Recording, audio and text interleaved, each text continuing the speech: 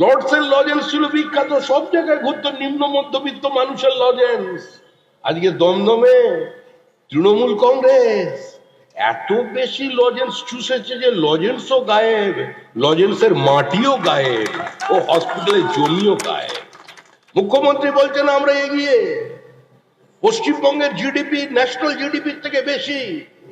মুখ্যমন্ত্রী বলছেন পরিযায়ী শ্রমিক বাইরে যাবার কোনো প্রয়োজন নেই, আমরা বাঙালি, আমাদের আত্মসম্মান আছে, আমরা কেন গুজরাটে গিয়ে কাজ করব, আমি 5,000 টাকা করে প্রত্যেককে দিচ্ছি, কেউ বাইরে যাবেন না। মুখ্যমন্ত্রী বলছেন 5,000 টাকা দেবেন প্রতি মাসে, আরো 5 গুণ বেশি পরিযায়ী শ্রমিক ট্রেন ভর্তি করে চলে যাচ্ছেন ভিন রাজ্যে আজকে কাজের খোঁজে, কারণ পশ্চিমবঙ্গে কোনো কাজ নেই।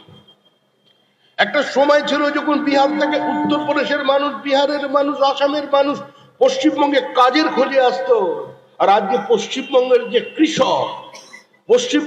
কৃষক সে আজকে অন্য রাজ্যে গিয়ে ধান কাটার কাজ করছে, সেও পরিযায়ী শ্রমিক হয়ে গেছে। এই রাজ্য আজকে সবচেয়ে বড় শ্রমিক সরবরাহ দেবার রাজ্য হয়ে গেছে। Exodus of labour, Exodus of intellect, Exodus of capital আজকে চলেছে পশ্চিমবঙ্গ থেকে। বন্ধ কারখানার তালা খুলতে পারেননি, তালা যেগুলো লেগুলা পর্যন্ত লাগেনি, আরো ভালো করে সেখানে ডবল তালা লাগিয়ে দিয়েছে, কোন কোম্পানির জানা নেই, খুলতে পারছেন না। আপনার এখানে হিন্দুস্তান হেভি কেমিক্যাল কোথায় গেল দমদমের মানুষকে জানতে হবে। ইন্ডিয়ান অক্সিজেন কোথায়? আগেরটা তো জমি প্লট করে বিক্রি হয়ে গেছে।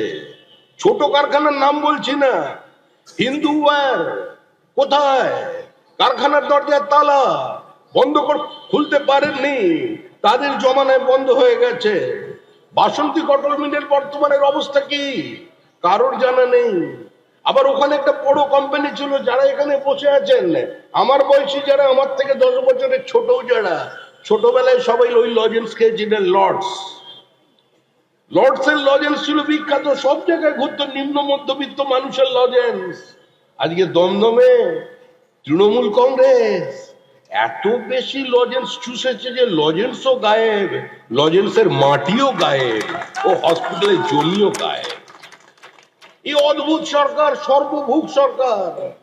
এই সরকারের মতো সরকার আপনি কোথাও খুঁজে পাবেন না। মুখ্যমন্ত্রী বলেছিলেন আমরা 2 মাসের মধ্যে 90% কাজ করে দিয়েছি, ভারতবর্ষে কোথাও এরকম সরকার পাওয়া যাবে না। 40,000 শিক্ষকের চাকরি, নিম্নবিত্ত তরুণীদের একমাত্র আশার আলো স্কুলের চাকরি। এসএসসি প্রতি বছর তো বাম জমা নেয়, সেখানেও দুর্নীতি হয়েছে। কিছু হলেও মধ্যমের চাষ হয়েছে, কিন্তু এরকম পুরো দোকান খুলে একদম শোরুম ওপেন করে পাড়ায় পাড়ায় ফ্র্যাঞ্চাইজি খুলে দেওয়া হয়নি। চাকরি বিক্রি আছে। প্রত্যেকটি চাকরির দাম কত নির্ধারিত করে দিয়েছে তৃণমূল কংগ্রেস।